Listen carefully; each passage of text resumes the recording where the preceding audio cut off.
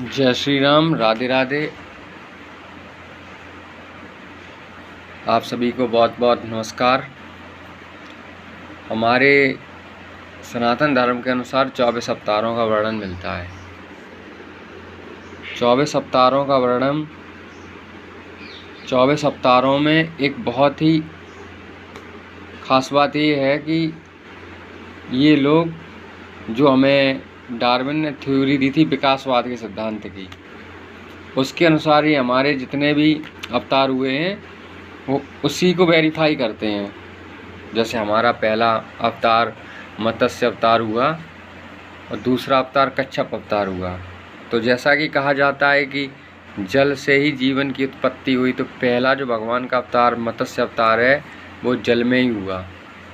मत्स्य अवतार के बाद अगला अवतार कच्छप अवतार हुआ। कच्छप अवतार जो है वो डेवलप है मछली से, क्योंकि कछुआ जो होता है वो ज़मीन में भी चलता है और पानी में भी चलता है। उसके बाद जो अगला अवतार हुआ भगवान का वो बराह अवतार हुआ। बराह अवतार जो बराह का अवतार होता है, बराह पूरी तरीके से पृथ्वी पे चलता है, तो वो और ज़्यादा डेवलप रूप है। कच्छप से ज़्यादा डेवलप रूप वो होता है। बराह अवतार के बाद नरसिंहावतार हुआ।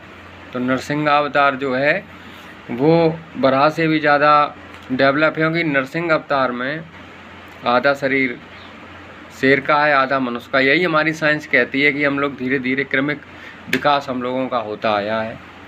तो इससे सिद्ध होता है कि हमारा सनातन धर्म बिल्कुल ही सत्य है हर तरीके से। उसके बाद अगला अवतार हुआ वामन अवतार, जो मनुष्य तो बन गए थे भगवान लेकिन छोटे कद के थे।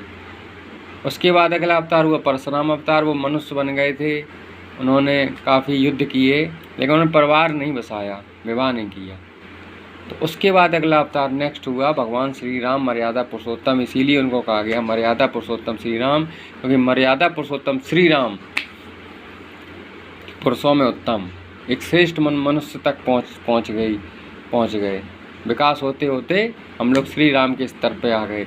भगवान श्री राम के बाद अगला अवतार होता है हमारा हुआ है भगवान कृष्ण का, जिनके अंदर बहुत सारी क्रिएटिविटी थी, बहुत सारी रचनाएं थी, बहुत सारी कौशल थे।